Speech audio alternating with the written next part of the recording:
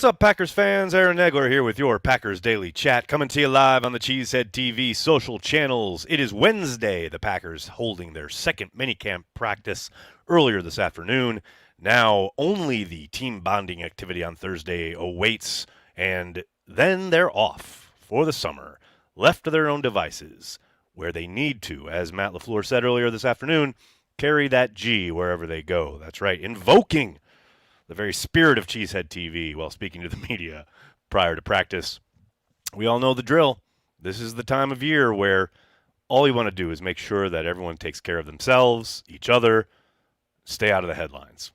Everyone involved with the NFL pretty much holds their breath to some degree for the remaining few weeks prior to the start of training camp. But in the meantime, there was one final practice to talk about.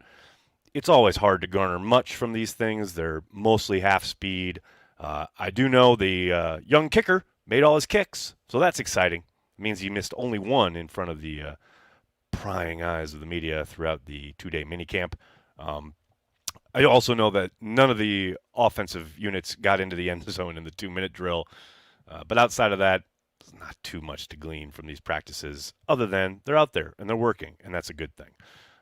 Before I get going, I want to give a shout out to our friends over at Ticket King. That's right. You know the drill, people. If you want to go see the Green Bay Packers play tackle football in 2023, what you want to do is head to cheeseheadtv.com. Go, look at the schedule, and on each and every game, there is an individualized link heading to Ticket King where you can purchase tickets for said game, whether that's regular season, preseason, home, away, it doesn't matter. Utilize Ticket King, people, not Ticketmaster, not StubHub, not SeatGeek, none of this national nonsense. You want to utilize a company based in Wisconsin since the early 90s. They have a place right across the street from Lambeau Field. Check them out if you're in Green Bay, or just head to the link in the description of this video, or as I said, cheeseheadtv.com, either the website or the app. Both schedules have links for each and every game. Ticket King, people, do it. You know you want to go see the Packers play some football this year. That's the best way to go about it. Good to see everybody in the comments section already mixing it up. All the regulars are here, of course. Brandy, Joe, Dennis. What's up, everybody? Hope you're all doing well. Brandy with a fun question right off the bat. What happens to the workout bonus money for players that do not meet the criteria to get that money? I suspect this question is prompted by the fact that Jair Alexander flat out admitted that he's basically turning down $700,000 in his workout bonus by not being at the majority of OTAs. I mean, nothing really, there's no actual kind of kitty, like at the bar where you're just like passing out a couple dollars to the bartender for a new drink or what have you, or for the tip. That money is just not acquired and or paid out. It is still, the carve-out is still there for the salary cap, and it doesn't affect their cap going forward in any way, shape, or form. They just don't collect it. What else we got here? What else we got? Are we entering the dead zone? This is hopefully the dead zone. I've got some fun stuff coming up here on the YouTube channel over the next couple weeks where I'll try and keep it alive, try and keep you guys entertained while we're waiting for the start of camp.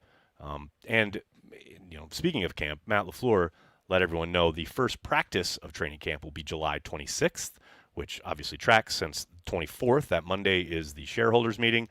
The 25th, veterans or the first players will arrive, and then 26th is the first time they'll be out on the grass. And as I reminded everybody on Twitter, and I think I've said it here before, if you are planning on coming to training camp and you want to see some hitting, make sure you wait. Do not show up at the opening of camp. Come later, basically a week or so into the proceedings, because the first 5 practices have to be sans pads per the collective bargaining agreement. You're not allowed to put pads on until after that 5th practice. So if you want to see some hitting, you want to come to camp, do so later on. In fact, I would suggest, if you can make it work, the best time to come to camp and see some hitting and see some hooting and hollering, as it were, is that week when they're having joint practices with the Patriots. That will probably be the most lively sessions that you'll get throughout training camp. So we got some super chats. What's up, TKM? Thanks for the super chat. Nags got nothing, just a $5 toward that first old fashioned on Friday night or before. Love from Lucy and me. TKM, you're such a legend. It was so great to meet you guys last year at the Pro Shop. Thanks for saying hello. And thanks for your continued support. Really, really appreciate it, man. Hope you guys are doing well. Terminal Frost, what's up, man? Thanks for the super chat. The only depressing thing about Packer football is snow ain't far away. That ain't depressing. That's beautiful. That's gorgeous. That means it's almost the holidays. And by the way, with global warming, we don't even get snow until like January, maybe February at this point. And then I know Wisconsin gets it much later and it lasts a lot longer there. But man, I'm telling you, in New York, we got one snowfall all winter. And I was in Indianapolis when it happened. I kind of miss it. Man, embrace the snow. Quinn, thank you for the super chat. Good afternoon, Nags. Do you think Anthony Johnson Jr. has a chance to start this season? I know it's way too early to tell, but curious what you think. Yes, I 1,000,000,000% do think he has a chance. Now, a big part of it is going to be how he performs once those pads come on in training camp and if he's able to take advantage of whatever opportunities come his way. I know Wendell wrote a piece at cheeseheadtv.com a little while ago about that distinct possibility. I know Ford has been running with Savage with the ones so far early on in camp, or at least for the offseason, which of course makes sense. Familiar with the scheme, probably got the most pelts on the wall of the group in this scheme, playing with these guys. So that makes all the sense in the world. But the real test is going to come when the pads come on and they start going somewhat for real. And then the preseason games, I think, will go a long way in determining who gets that nod. So there's a long way to go. As you said, it is very early. But yes, Anthony Johnson Jr. 1,000,000,000% has a chance. And even if he's not the starter right out of the gate, right, that doesn't mean he can't emerge later on in the season for any number of reasons, whether it's ineffectiveness from the guys in front of him, whether it's injuries. You never really know. Maybe they develop some kind of sub package that gets him on the field more. I just think it's really down to what he does in camp and preseason, and there's nothing in the way of him kind of balling out and showing out and making a case for himself. I think he's got all the tools he needs. It's just a question of grasping the playbook, making sure he's rock solid when it comes to his fundamentals, and then, like we always talk about, make a play a day. You know, Malik Heath did that, and he got an opportunity to get in the mix with the ones, and that's what it takes. Make a play a day, make the coaches can turn their heads each and every day and then look at it on film and go, you know, we should give this guy a run with the ones, see if we can get something there. So, yes, 100% a chance, no doubt. William, thanks for the super chat. No question, just wanted to point out that Justin Fields has more abs than wins. You guys are hilarious. See, William, this would be correct if wins or losses were a quarterback stat, which they are not, sir. Doesn't matter if we're talking about a Packers quarterback or a Bears quarterback. There are no such things as quarterback wins or losses. Preaching to you now. I am preaching to you, William, and to the general public. There is no such thing as a quarterback win or loss. What? Next you're going to tell me there's a left tackle win or loss, or there's a long snapper win or loss. There is no such thing. But I hear you. That is very funny. Ed, thanks for the super chat. Yesterday on local news, a Chicago Bear D lineman suggested the Packer fans are not the epitome of class and sportsmanship. Shocked that a lightning bolt did not smite him. Yeah, Ed, we had a lot of fun with that on Twitter yesterday, and I know some other places picked it up earlier this morning, and it's definitely been bandied about. We have a shirt at Cheesehead TV for the gentleman. I believe his name is Justin Jones. So we have a T-shirt at Cheesehead TV that simply asks, who is Justin Jones? Because at first I thought he was like, oh, he must be a rookie or a second-year player or something. This dude's been in the league for 6 years, and I have no idea who he is. Okay. I will say, though, like listening to his presser, it was kind of funny to hear him talk about getting yelled at Lambeau and how awful the Bear. Like, yeah, you're at Lambeau and you're a Bear. You're going to get yelled at, dude. Sorry. That's what happens. Aaron Rodgers used to talk about this all the time, how funny it was to hear the fans behind him when he was sitting on the bench in Chicago and all the abuse he would take. And he's, very rightly said that's what they should be doing. Like, that's the whole point. That's a rivalry. So I'm sorry this kid has a thin skin and can't handle it. But Packers fans, get yourself a Who is Justin Jones t-shirt, and let's all wear them to Lambeau when the Bears come to town. That's my suggestion. Joe, thank you for the super chat. Will D dominate O in training camp like last year? Probably. Most likely. I would suspect so. Almost always in NFL camps in general, defenses are almost always ahead of offenses. And I think with the veteran imbalance between the two squads, I have zero doubt that the defense will be much further along and probably do most of the winning, so to speak, from day to day. The offense was just very young.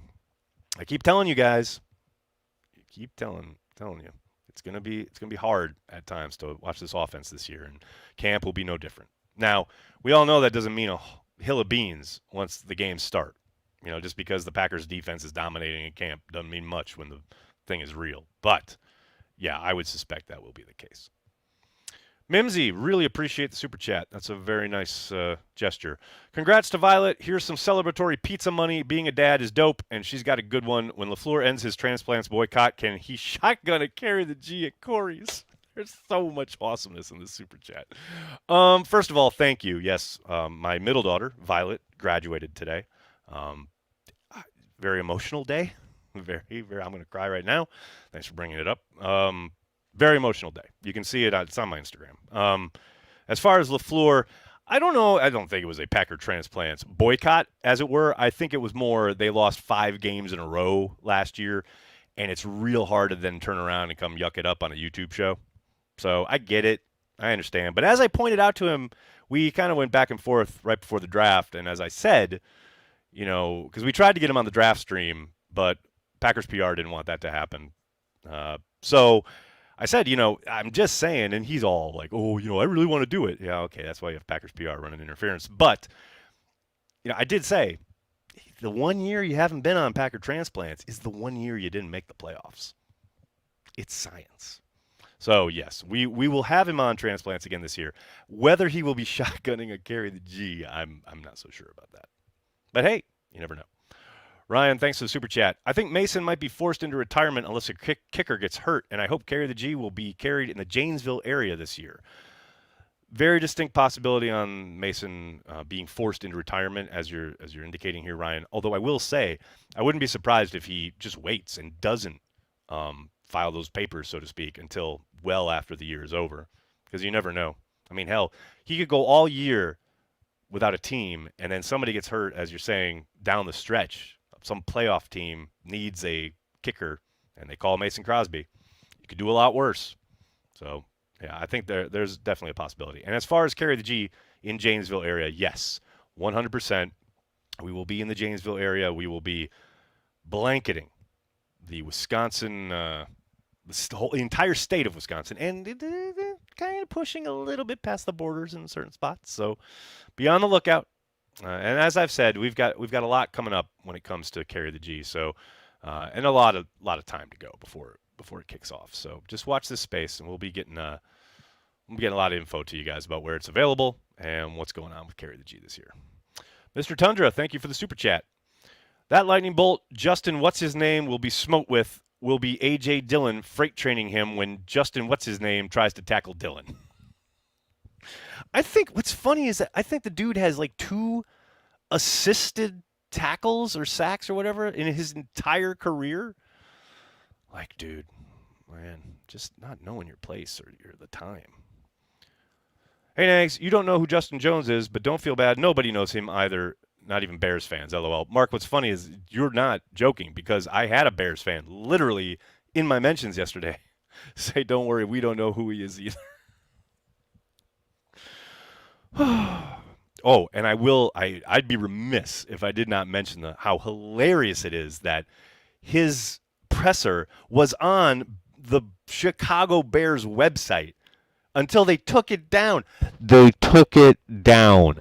That's hilarious. I mean, it's all over the internet. Like, you don't have to go far to find it. But the Chicago Bears took it down. What's the matter, Chicago Bears? Chicken? I just love it. Oh, we can't have that on our website. It's so funny. Ooh, Paul with a zinger, a hot one right here. What are the chances of our defensive coordinator being canned before the season finishes? Minimal, very minimal. It would have to be what Jerry Glanville used to say to Brett Favre when he was the 3rd quarterback in the depth chart. There's that great NFL Films clip saying we're going to need 2 car crashes, a plane crash, and then you're in. I think it would take a meltdown of monumental proportions on the defensive side of the ball. Nothing that we've seen in the last 5 to 6 years on the defensive side in Green Bay has come close to what it would take for Matt to turn around and fire Joe. It would take malpractice at an insane level. Either that, or they would discover that Joe was like embezzling funds from Titletown or something like that. That's what it would take. What else we got here, folks? What am I drinking today? What am I drinking? Oh, a Dale's Pale Ale. In lieu of the fact that I can't carry the G out here in New York, got to get myself a Dale's. Oh, Brandy, why do you want to jinx it? Brandy says, Nags, Packers players generally have no issues during the downtime with the law. Some of these other teams are out of control. What gives? I don't think. I think out of control is, I think you're being facetious. I mean, I used to go back and forth with Mike Florio about this because he had his, days since an NFL arrest meter on Pro Football Talk. And I'm like, it's reflective of society. Like, there are guys in the NFL getting arrested, yes. But we don't have headlines about all the amazing, awesome shit NFL guys are doing each and every day in the offseason. It's such an imbalance. And it's no different from pretty much news coverage of everything in our society. But, as far as the Packers having been, again, knock on wood, pretty kind of quiet when it comes to that sort of thing, I think the Packers do a very good job when it comes to not only the type of dude they bring into their locker room, but also educating the guys, making sure that they know what's what prior to leaving the facility and going out on their own. I think that's definitely a part of it. But, it's not like they've been completely invisible in that regard. I'll never forget being upstate for the 4th of July at a buddy's house, kids all running around, and getting the alert that Andrew Corliss had been arrested. Nothing like having to bust out your laptop at a 4th of July cookout. Good times. So, yeah, I hear what you're saying, but I don't think it's a magical formula. I think they've done a really good job of educating guys and, like I said, bringing good dudes into the program. William says Goot and MLF got extensions last preseason. That is correct. I'm not quite sure what that's in response to, but yes, that is correct. And that's kind of what I keep talking about when people say or ask, because they have many times, about Matt's tenure and his potential being on the hot seat if they don't make the playoffs again this year. I don't see it. I think a lot of it will depend, obviously, on how they're playing and what they look like towards the end of the year. But even then, he's going to have 3 years remaining on a 5-year deal. Mark is going to be retiring in 2025. You would think Ed Policy is next in line. It would take a major kind of movement for Mark to fire Matt before he retires. I just think that it's his guy. He pulled the trigger. He hired him, signed him to the extension. That's his kind of legacy on the line if he wants to leave on a high note, so to speak, which obviously he will anyway because the draft will be there and that's a feather in his cap, etc., etc., etc., etc. Soder, what's up, man? Thanks for the super chat. Tomorrow is Elder Abuse Awareness Day. Supposed to wear purple at work. Don't own purple clothing. Not buying purple clothing. Have done my part to raise awareness. Soder, I commend you, sir. A man's got to have a code. A man has got to have a code. Abdul, thanks for the super chat. Hey, Aaron, any Packer player currently on the roster that annoy you can't stand? Abdul, again with a negative. What did I say, dude? What did I say yesterday? Come at me with a positive, my man. Is there anybody on the Packers that annoys me? Yeah, all the guys who won't come on the show. Those guys annoy me. Not really. No. I mean, everybody's an individual. Everybody's their own person, and how they choose to be with the media, which is how I'm mostly perceived, especially when I'm in the locker room or whatever. It's fine. And I know there are guys, and I suspect I might have a clue who you're maybe thinking about, but, other media members may describe as aloof or, oh, he's terrible in an interview or whatever, blah, blah, blah. I just don't care about it, man. Like, they don't owe us anything. They don't owe anybody anything except the Green Bay Packers and maybe the fans to a certain degree, but, they're getting paid by the team to play. And I get that there are responsibilities that come with that, i.e. media availabilities and things of that nature. It doesn't annoy me if they shirk it, though. It doesn't annoy me if they're curt with their answers or whatever. And then maybe you're thinking about social media posts or things of that nature. None of that doesn't annoy me either. Like, be who you are, man. Fly your freak flag high. It doesn't affect me.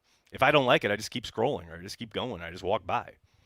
It ain't that hard, right? What else we got here, folks? Ryan, thank you for the super chat, man. Hey, Aaron, I'm going to family night for the first time. Anything I need to know? I'm all the way in Minnesota. Huge Packers fan, though. Go Pack Go. Ryan, that's awesome. Have fun at family night.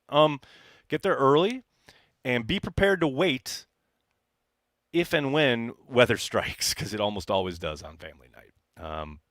That time of year in Green Bay, Wisconsin, always ripe for a lightning storm. They almost always happen on family night.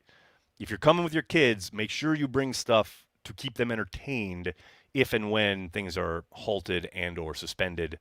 It's happened countless times where they have everyone in the bowl and then everyone has to get out of the bowl because there's a storm coming through and lightning possibilities, and then you're crammed into the concession areas and you're there with your kids. And yes, I'm speaking from experience. Just come prepared. That's all I'm saying. But yeah, other than that, get there early, enjoy the atmosphere. The whole point is to, welcome Packers fans in from far-flung kind of places that maybe don't get a chance to get to Lambeau that often, and soak it in and soak in the vibe, man. Get to Titletown, enjoy all the spots around the stadium and then in the stadium too. Go to the Packers Hall of Fame, right? If you can, get there a few days early. Maybe you can catch a training camp practice at Radnishki Field. The vibe there is awesome. So those are my quick off the cuff suggestions. Matt, it is random. Randomly remembered, Ty Montgomery is still in the league. Big Mike doesn't get enough credit for getting the best out of him since no one gotten even close since that playoff run. Yeah, I think Ty can still be a boon to whatever team he ends up with. I believe he's with the Patriots right now. Who knows if he sticks there? But yeah, Mike did a good job with him, and the fact that they converted him the way they did and utilized him kind of as at many different positions. I mean, it is kudos worthy, so to speak. But man, just should have told him to down that ball in the end zone out there in L.A. That's a tough one, man. That's a tough one. Universal Truth says get some cheese curds at family night. That's a good one. Yeah, go to Kroll's. Make sure you get to Kroll's. All right, everybody, I'm going to have to get going. I can't thank you enough for hanging out, talking Packers each and every day, Monday through Friday, right here on the Cheesehead TV social channels. As I indicated earlier this week, there will be no Packers Daily tomorrow. There will, however, be our weekly happy hour for Patreon members and Carry the G Club members. The information is here on the YouTube page for Carry the G Club members and on the Patreon page. So be on the lookout for that. That's tomorrow at 6 Eastern. I'm not sure whether there will be a Packers Daily on Friday yet, but there definitely won't be one tomorrow.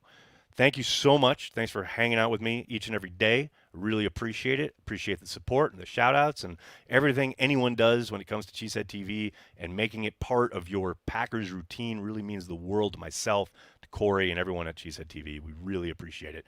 Please do hit like on this video, subscribe to the channel, and then tell your friends and tell your family. Cheesehead TV, we are devoted to Green Bay Packers fans worldwide. Thanks a lot, everybody. Have a great night. Go Pack Go.